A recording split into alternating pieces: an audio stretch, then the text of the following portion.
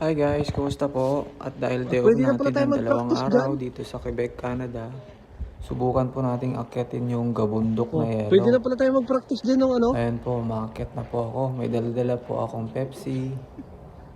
Kahit malamig po, pinapalamig natin yung Pepsi. Mas malamig kasi yung Pepsi guys pag Pinapalamig mo. malamig. Mas masarap pala Sige, ang balikan na Pepsi lang natin kahit yan dyan malamig. mamaya. Pag malamig. Ayun, binaon ko muna siya guys. Tapos pagpapatuloy ko yung Tayo pag-akyat. nasa taas na siya, guys. Yan. Yan ang view dito sa Canada. Guys, Yan ayan na siya, oh. guys. Sinubukan kong buhatin yung malaking Uy, yelo putik, pero hindi sana ko all. nabuhat. Kaya sa inis ko, binato ko na lang yung kasama Nasa ko ng tuktok na nga. yelo. Ayun, patuloy tayo sa pag-akyat guys. Ayun, nakarating din tayo sa taas. Para tayong nasa tuktok ng Mount Kuha, oh. Everest. Ayun na Ay, ako puta, guys. nasa tuktok na. Yun, malamig dyan guys. Canadian. Grabe, sumakit yung daliri ng kamay ko.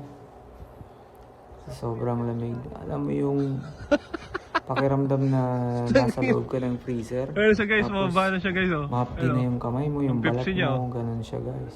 Ayun na. Ayun. Nagtatapang-tapangan lang ako dyan na kunwari walang gloves. Pagka nga naman, Okay oh. guys, hanggang sa susunod. Just sharing po. Tingnan na nga yan. Kaya ka